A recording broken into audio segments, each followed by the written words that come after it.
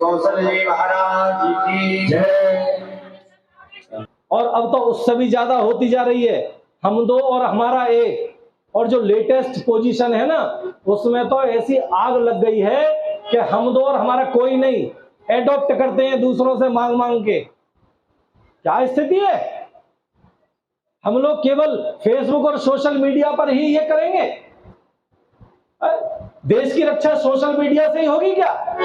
अगर जिनके घर में एक ही बालक होगा तो आप सोचिए कि वो उसको सेना में भर्ती कराएगा क्या? फौज में भर्ती करके बॉर्डर पे लड़ने भेज देगा क्या? एक बालक को तो लॉकर में बंद करके संभाल कर रखेगा, कहीं घर से न निकल जाए। आप सोचिए क्या स्थिति होती है। ये राम कथा ये सूत्र दे रही है जीवन का। जीवन कैसा होना चाहिए, दाम्पत्य जीवन कैसा होना चाहिए। भगवान ने हमको भारत भूमि में जन्म दिया, हिंदू परिवारों में जन्म दिया। इस राष्ट्र के लिए, इस धर्म के लिए हमारे क्या कर्तव्य हैं, कौन सोचेगा इसके लिए? कथाएं केवल बैठे। आप सोचिए कि हम समाज के लिए क्या छोड़कर जा रहे हैं। हम सब लोग कितने भाई बहन थे, जरा याद करिए। और हमारी क्या स्थिति है। एक बालक अगर होगा तो उसको हम क्या देश की रक्षा के लिए भेज सकते हैं क्या? समाज की रक्षा के लिए फौज में भेजेंगे क्या? एक बालक होगा उसे तो बहुत डर के मारे बंद कर रखते हैं, घर से बाहर मत निकलना। और आज सबसे बड़ी समस्या यह है कि हम ही बच्चों को ऐसा ज्ञान देते हैं, भैया घर से जाना, स्कूल जाना, सीधे, कहीं किसी से कोई मतलब नहीं, घर से स्कूल और स्कूल से घर। तो जब आप ये ज्ञान दोगे बच्चे को, आप बिल्कुल असामाजिक बना रहे हो। बच्चा जब तक सामाजिक नहीं बनेगा, बड़ा हो जाएगा, उसका कोई सर्कल नहीं होगा, क्या हालत होगी? उसको कोई पहचानने वाला नहीं होगा। फेसबुक पर उसके 5000 फ्रेंड होंगे और प्रैक्टिकली एक आदमी नहीं होगा साथ खड़ा होने वाला। रामचरितमानस किसी भी प्रकार से जो भी आप कथा भागवत सत्संग सुनते हैं, अगर उसके बाद जीवन में परिवर्तन नहीं आया तो आपका समय खर्च करना बिल्कुल बेकार है, वो व्यर्थ है। कथाएं इसलिए नहीं होती कि 4 घंटे आप आए, गीत गाएं, नाचें और चले जाएं। कथाएं जीवन में परिवर्तन का माध्यम होती हैं, परिवर्तन की वाहक होती हैं। कथा सुनकर जीवन में परिवर्तन आए तो कथा की सार्थकता है, और इसके बाद आपकी भी सार्थकता है कि आपने अपना 4 घंटे का समय खर्च किया। कथा सुनकर परिवर्तन आना चाहिए। और यहाँ यही हुआ। साधु कैसा होता है? साधु होता है भारत का साधु, वो संपत्ति नहीं मांगता, वो संतान मांगता है ताकि उसको संस्कारवान बना सके, ताकि वो देश के और समाज के और राष्ट्र के काम आ सके, धर्म के काम आ सके। लेकिन मुश्किल ये है कि अब संतान ही एक होती है तो आप कैसे दे दोगे? अब उन्होंने आज यही घटना सुनाई। गुरुदेव वशिष्ठ जी ने, विश्वामित्र जी ने पूरी घटना सुनाई। बोले राघव, ये गौतम ऋषि की पत्नी है, उनका आश्रम है। देखिए, ब्रह्मा जी ने जब सृष्टि का निर्माण किया, सृष्टि का निर्माण पूरा होने के बाद ब्रह्मा जी के मन में एक भाव आया, उनको लगा कि मैंने सब कुछ बना दिया लेकिन मैंने एक बिटिया नहीं बनाई। मन से एक मेरी बेटी की इच्छा थी, एक बेटी को मैं जन्म देता। तो ब्रह्मा जी ने सबसे अंत में फिर एक बिटिया का निर्माण किया और उसका नाम रखा अहिल्या। और अहिल्या जी जब बड़ी होने लगी, बहुत तेजस्वी थी, बहुत विद्वान थी। आखिर ब्रह्मा जी की मानस पुत्री हैं तो विद्वान तो होंगी, बहुत परम तेजस्वी, परम सुंदरी, परम विद्वान। तो जब बड़ी हुई तो हर पिता की तरह ब्रह्मा जी को भी चिंता होने लगी कि मैं इसकी शादी किससे करूं, इसका विवाह किससे करूं। तो उनकी, चूंकि ब्रह्मा जी की पुत्री थी, बड़े बड़े लोगों के विवाह के प्रस्ताव आने लगे कि प्रभु हमारे साथ अपनी बिटिया की शादी करिए, अपनी बिटिया की शादी करिए। इंद्र का भी प्रस्ताव आया। इंद्र भी चाहते थे कि ब्रह्मा जी की बेटी से मेरी शादी हो जाएगी तो एक अच्छी सुशील पत्नी मुझे मिलेगी। लेकिन हर पिता की तरह ब्रह्मा जी ने भी सोचा कि कौन वर उपयुक्त हो सकता है। तो जैसे आप लोग देखते होंगे, आपके घर में जब बेटा बेटी होते हैं शादी लायक, तो आप जब शादी के लिए वर और दुल्हन तलाश करते हैं मान लीजिए अपनी बिटिया है, बिटिया के लिए आपने दूल्हा तलाश करने के लिए जब निकलते हैं, बहुत सारे रिश्ते मिलते हैं।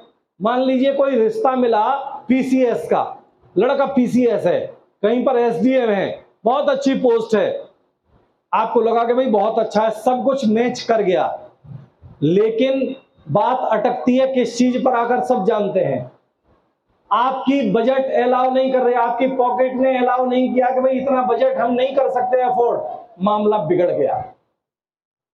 और अंत में फिर उसकी शादी मान लीजिए किसी पुलिस के दरोगा से हो गई, तो कभी ना कभी उसके मन में यह भाव जरूर आएगा कि काश अगर मेरी शादी एसडीएम से हो जाती तो किसी न किसी दिन प्रमोट होकर मेरे पति डीएम भी बनते और मैं जिलाधिकारी की पत्नी कहलाती, कितना बड़ा बंगला मिलता, कितना प्रोटोकॉल मिलता। तो कहीं ना कहीं जीवन में मन में ये भाव आता। पत्नी तो दरोगा जी की है, तो एक लिमिटेशन है।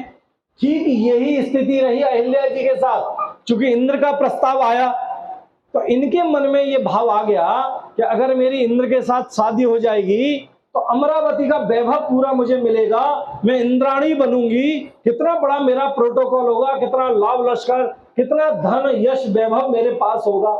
लेकिन पिता होने के नाते ब्रह्मा जी ने सोचा कि देखो भाई, अब मैं एक चीज स्पष्ट कर दूं, इंद्र कोई केवल व्यक्ति नहीं है, इंद्र एक पद है। इंद्र एक पद है। जैसे विधायक होते हैं, सांसद होते हैं, ये हर 5 वर्ष के बाद इनका पुनः चुनाव होता है। कई बार लोग नए आते हैं, कई बार पुराने रिपीट होते हैं, तो ये एक विधायक पद है। इसी प्रकार से इंद्र भी एक पद है। वर्तमान के जो इंद्र हैं वो महाराज बलि हैं, वो वर्तमान के इंद्र हैं। तो इंद्र बदलते रहते हैं, हर कल्प में इंद्र बदलता रहता है। तो ब्रह्मा जी को लगा कि ये इंद्र तो पद बदलता रहता है, एक कल्प के बाद दूसरा इंद्र आएगा तो मेरी बेटी तो फिर ऐसे ही पैदल हो जाएगी, इसलिए मैं ऐसे व्यक्ति को अपनी बेटी का कन्यादान करूंगा जिसका तप और तेज बढ़ता हुआ हो। उस समय संसार में एक बिल्कुल नया ब्रह्मचारी, बहुत तेजस्वी ब्रह्मचारी का उदय हो रहा था, जिनका नाम था महर्षि गौतम। गौतम जी को बुलाकर ब्रह्मा जी ने अपनी बेटी का कन्यादान किया। और गौतम के साथ, अब चूंकि ब्रह्मा जी की बेटी थी, सुशील थी, संस्कारवान थी, कुटिया में आ गई। कहां तो उनके ध्यान में यह था कि मुझे अमरावती का वैभव मिलेगा, इंद्र के साथ शादी हो जाएगी, और कहां बिल्कुल आसमान से धरती पर, बिल्कुल जंगल में कुटिया बनाकर रहने वाले साधु के साथ जीवन यापन। लेकिन चूंकि संस्कारवान पिता की पुत्री थी इसलिए उन्होंने स्वीकार किया। लेकिन मन में कहीं ना कहीं यह चीज जरूर थी। तो जिस समय महर्षि गौतम का जो गुरुकुल था, उनका जो विश्वविद्यालय था, उसका जब वार्षिकोत्सव का दिन आया, तो आप जानते हैं जब किसी स्कूल कॉलेज का वार्षिकोत्सव होता है, किसी को चीफ गेस्ट बुलाते हैं हम, किसी सांसद जी को, किसी विधायक जी को चीफ गेस्ट करके बुलाते हैं। तो जब चीफ गेस्ट आते हैं तो सब लोग उनकी व्यवस्था में लगते हैं। भाई वो वीआईपी होते हैं, उनका एक प्रोटोकॉल होता है, सम्मान करना ही चाहिए अतिथि का, और वो तो सम्माननीय प्रोटोकॉल वाले अतिथि होते हैं। तो सब लोग उनके आगे पीछे सर सर करके लगे रहते हैं। तो एक दिन जब गुरुकुल का वार्षिकोत्सव होना था तो चर्चा हुई कि इस बार भाई किसको चीफ गेस्ट बुलाएं। तो चीफ गेस्ट के रूप में तरह तरह के लोगों ने नाम बताए। अहिल्या जी ने कहा, प्रभु अगर आप चाहें तो ऐसा करें, इंद्र को बुला लें। मन में कहीं ना कहीं आकर्षण बचा हुआ था, ये फैक्ट है, इससे मना नहीं किया जा सकता। अब पत्नी कहे और पति न माने तो ये कैसे संभव है। तो अहिल्या जी ने कहा, गौतम को तो मानना ही था। उन्होंने कहा ठीक है देवी। इंद्र को समाचार भेजा, उनके यहां से स्वीकृति का पत्र आ गया। नियत समय पर इंद्र आए। अच्छा, विद्यालयों के जो ये होते हैं वार्षिक उत्सव सामान्य शाम को होते हैं, रात को। तो रात्रि में कार्यक्रम था तो इंद्र को रुकना पड़ा। और जब इंद्र आए तो अहिल्या उनके आगे पीछे लगी रही उनकी व्यवस्था में। तो इंद्र के मन में भी ये भाव आ गया कहीं ना कहीं कि आज भी अहिल्या के मन में मेरे प्रति आकर्षण है। अब समझ लिए बीजारोपण हो गया। इंद्र के मन में ये भाव आ गया कि अहिल्या मुझे आज भी पसंद करती है। और अहिल्या के मन में तो ये था ही कि काश मेरी शादी इंद्र से हो जाती, बस हो गया जो होना था। रात्रि को जब कार्यक्रम संपन्न हुआ तो इंद्र ने जाने की तैयारी की। महर्षि ने कहा कि प्रभु अब रात में जाके क्या करेंगे, आज रात्रि को हमारी कुटिया में रुकिए, आपके लायक वैभव तो नहीं है लेकिन साधु की कुटिया है, इसका आनंद लीजिए। इंद्र रुक गए, वो तो यही चाहते थे। और रात्रि में जब सब लाइटें बंद हो गई, दीप विसर्जन हो गया, इंद्र ने अपने मित्र को चंद्रमा को फोन किया। बोले सुन, बोले सर क्या बात है बताएं। बोले देख अब तू छुप जाना और जिस समय मैं कहूं उसी समय प्रकट होना। उन्होंने कहा सर जो आदेश, देवताओं के राजा हैं इंद्र, सारे देवगण उनके अधीन रहते हैं। इंद्र ने चंद्रमा को कहा, चंद्रमा छुप गया। चंद्रमा छुप गया। गौतम जी का रोज का नियम था कि रोज सुबह 4 बजे उठकर गंगा स्नान जाते थे। तो इनको लगा कि आज क्या मामला है जरा, तो मुझे उनको लगा कि मैं आज देर से सोया था, शायद ध्यान नहीं रहा, जल्दी उनकी आंख खुल गई, उनको लगा कि सुबह हो गई, जल्दी जल्दी कमंडल लिया, अपनी कुटिया में से निकल के गंगा जी चले गए। इंद्र को जैसे ही मालूम पड़ा कि गौतम चले गए, इंद्र तुरंत अपनी कुटिया में से निकला और अहिल्या की कुटिया में प्रवेश कर गया। उसने गौतम का वेश बना लिया।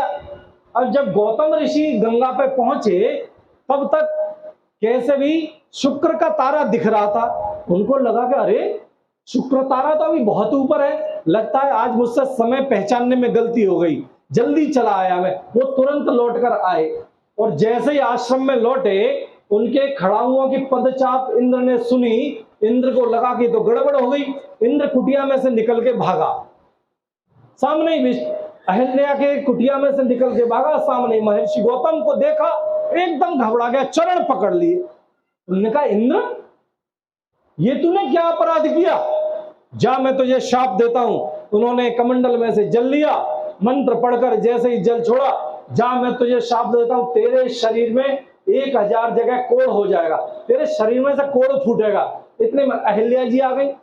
अहिल्या से कहा अहिल्या तेरी बुद्धि पे पत्थर पड़ गए थे क्या, तू ये जानती नहीं है कि ये सुबह का समय ये वासना का होता है कि उपासना का होता है। बोली प्रभु मेरी गलती नहीं है, ये आपका वेश बना के आया था, मैं पहचान नहीं पाई।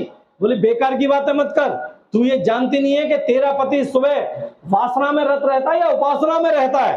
तेरी बुद्धि पे पत्थर पड़ गए थे, जा मैं तुझे शाप देता हूं, पत्थर हो जा। घटना घट गई, इंद्र अपने यहां चले गए। अब आप देखिए समर्पण, देखिए अपने गुरु के प्रति, भगवान के प्रति, पति के प्रति। रामचरितमानस यही सिखा दिया, ये समर्पण है। उन्होंने कहा कि प्रभु मेरा उद्धार कैसे होगा। इंद्र ने पूछा मेरा उद्धार कैसे होगा सर। उन्होंने कहा तेरा उद्धार तब होगा जब किसी कल्प में भगवान जन्म लेंगे, पृथ्वी का भूभार हरण करने के लिए आएंगे, और जब वो विवाह करने के लिए जनकपुर जाएंगे, उनको तू दूल्हे के रूप में जब देखेगा तब तेरा कोढ़ समाप्त होगा।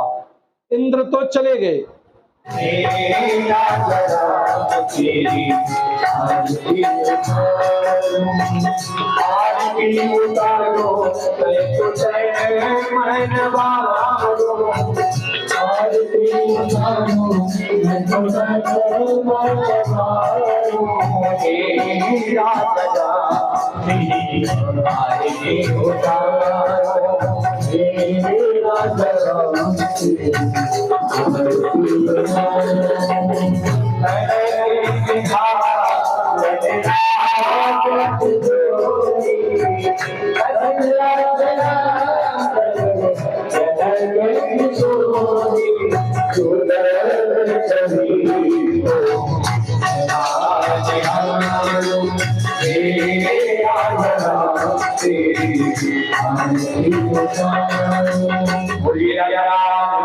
भगवान की जय, हनुमान जी महाराज की जय, गोस्वामी तुलसीदास जी महाराज की जय, अपने अपने गुरुदेव भगवान की जय। आज के